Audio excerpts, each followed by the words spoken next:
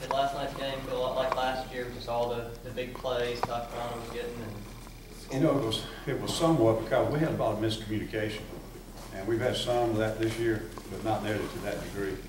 And it was more like they reverted back to where they weren't sure about some of the adjustments. And we had some individuals make some great individual plays, numerous plays, but we didn't play good team football. And most of it just started with bad communication on adjustments and stuff. what do you think that's because? I mean, this far into the season. One of them just a formation check that we used that they were using too often. They were seeing a formation a certain way, playing a certain coverage, and we got in it too much. And when you get in it too much, you end up getting what they like against it.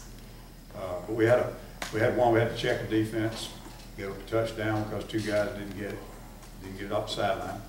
Had another touchdown because the guy turned his man loose. You know, he knows what the defense is, but he just busted his coverage. Had another one with a freshman. You know, he played pretty good coverage, but he got beat on one. But there were too many errors on things that we practiced. And you know, our players know it. They talked about it today. You go back and look at the film, they got all the right answers, but at the moment, it didn't function. It seems like every interception, big play Jonathan Jones has had is either stop points or set up points for y'all's offense. Do some guys just have a knack? Is he in the right place, right time, or do some guys? Yeah, I guess when you say he's got a knack, but the thing about Jonathan, he's been playing so consistent for us that he keeps making those plays. You know, even sometimes when you don't see the flashy plays, he really making some important plays for us in other areas. But he really has. That's one of the guys on the league that really make two plays on the ball. Thought he got a bad call on one of the interferences. The ball was thrown out of bounds, was uncatchable, and he had good coverage on it. But yeah, those were big plays, and one end zone in particular, because right after the onside kick, we lost 2 possessions through the turnovers in the kicking game, and defense goes right back out there, and he steps up and makes a big play. So I mean, got a really good proud of it. Ellis, how hard does it make it? I mean, when you're playing somebody has just abandoned the punt and is just going to go four downs wherever they are, all over the field. How difficult is that on the defense? It's hard. I tell you what it does. It makes your third down call really hard because you know you're thinking 2 plays. And I guess, you know, I know Coach wanted to be really aggressive. You know, can't get in the SEC championship, can't get into playoffs. You know, what you're working for there is 6 wins in a bowl. So I mean, he was very aggressive. And we just messed up the first 4th and 2. That was a dead play. One of our guys blew it. But you don't expect it there. But when you get out around midfield, I mean, we felt like that was probably what it was going to do. And they just had executors. You got to just face it. Ellis, on the final play when Duke comes in there to play pass defense, is that something that you guys normally practice with Duke back there? Yeah, we have worked on it with both him and Sammy. And I don't know what all went on. I'm up in the box. But last moment, they didn't put both of them out there, just put one of them out there. But Montravius was on the field, and I don't think anybody thought about that. So when you practice it, though, Montravius is not on the field when you do that? But he can't be. Yeah. I mean, we have to get him off, and they didn't have a timeout, so it was, to me, I just didn't have time to cut it off, you know. But, you know, it doesn't affect the play. A rule's a rule, though. But 2 jerseys out there with the same number certainly didn't affect who they thought was eligible. That's why the rule is really a rule, so that you don't have 2 players on offense that are eligible. But, you know, it is a rule, and it's something, you know, in the spur of the moment, he took off out there, and we got to try to get Montravius off. Was there any chatter in the headset as soon as it happened? Did someone notice it, or was it just after the fact that you noticed it happened? Just after the fact. Ellis, whose responsibility normally would that be to make sure that one or the other comes off? Would that be like Coach Garner or someone else? We've got coaches down on the sideline that have to control the subs. Coaches address it. Let's just talk about the pass rush. Obviously, that was another concern Saturday night. Do you see anything from those guys Guys are still ain't getting there. I mean, that, you know, we did not play well in a lot of areas, but if you get the ball out of the guy's hand and get him on the ground a few times and get him tired, it would sure help. We're just not getting there. And I thought Brandon King came in and gave us a little spark. He does some things in our twist package that we're using him now. And getting a little bit more athletic guys on the field when we can. But frankly, the production's just not there. And in a game with 91 plays, I don't know how many times they threw it, but you know, you got no sacks, and we're going to have to find some production. With that in mind, this Ole Miss team is really pretty pass heavy too. Is that kind of what you saw out of them?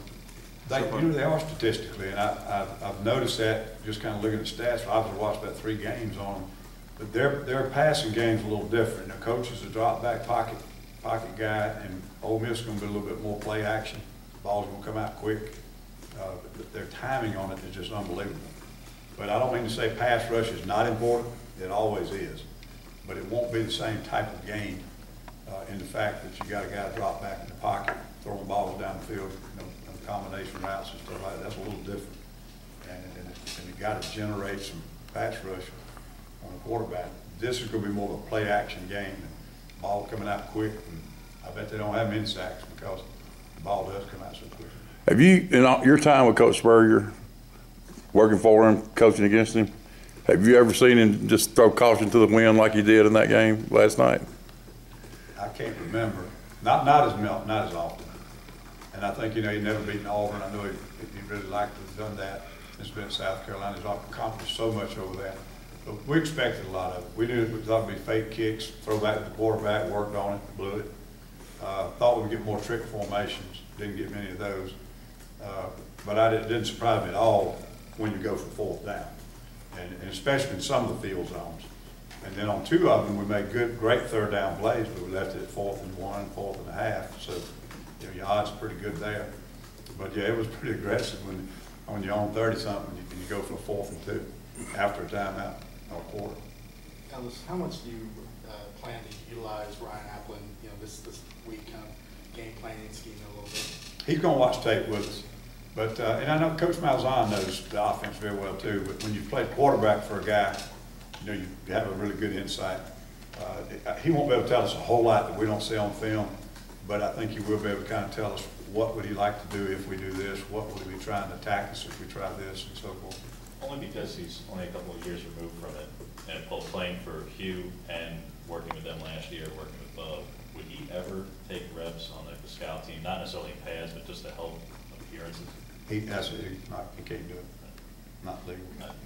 Ellis, Pull a John Gruden on the quick pitch South Carolina had success like. Was that something they was kind of new? Had they shown that much before? Which one? The 4th down and a couple of plays. It was a speed option, and they've used it a lot. A lot of times when they catch in man coverage on long yardage, they'll check to it, and nobody's there to support.